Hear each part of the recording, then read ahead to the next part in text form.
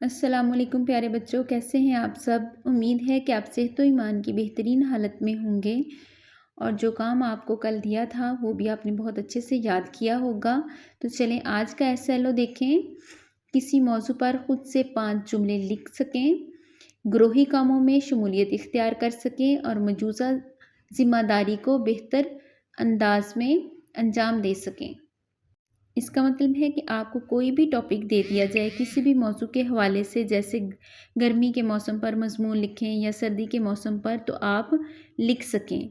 ग्रोही कामों का मतलब है कि अगर आपको ग्रुप की सूरत में काम दिया जाए तो सब लोग उसमें शामिल हो सकें। मौजूदा ज़िम्मेदारी का मतलब ये होता है कि आपको जो ज़िम्मेदारी दी जाती है आप उसको बेहतर तरीके से सरअंजाम दे सकें।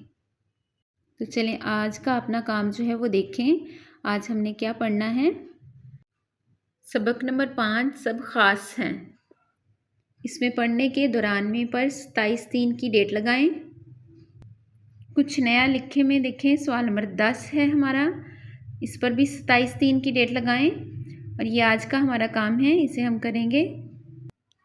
पढ़ने के दौरान में का पहला सवाल देखें। वतन के लिए जान कुर्बान करने के लिए कौन तैयार रहता है? एक फौजी। खाकरोब क्या काम करता है? खाकरोब गली मोहल्ले और सड़कों की सफाई करता है। सवाल नंबर 10 देखें। आप बड़े होकर क्या बनना चाहते हैं और क्यों? इस पेशे की तस्वीर दी हुई जगह में बनाएं या चस्पा करें। इस पेशे के बारे में 5 जुमले भी लिखें। इसका जवाब देखें।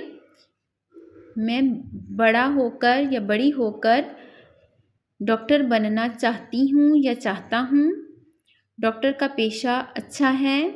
जब हम बीमार होते हैं तो डॉक्टर हमारा इलाज करते हैं। डॉक्टर दूसरों की मदद करते हैं। मुझे दूसरों की मदद करना पसंद है। तो चलें बच्चों, आज का आपका होमवर्क जो है उसे देखें। आपका पसंदीदा पेशा क्या है? इसका जवाब देखें। मेरा पसंदीदा पेशा डॉक्टर है। एमसीक्यूज़ है हमारा, डॉक्टर क्या करते हैं? तो पहला ऑप्शन है इसका सफाई, दूसरा पढ़ना, तीसरा इलाज करना और चौथा है खेतों में काम करना।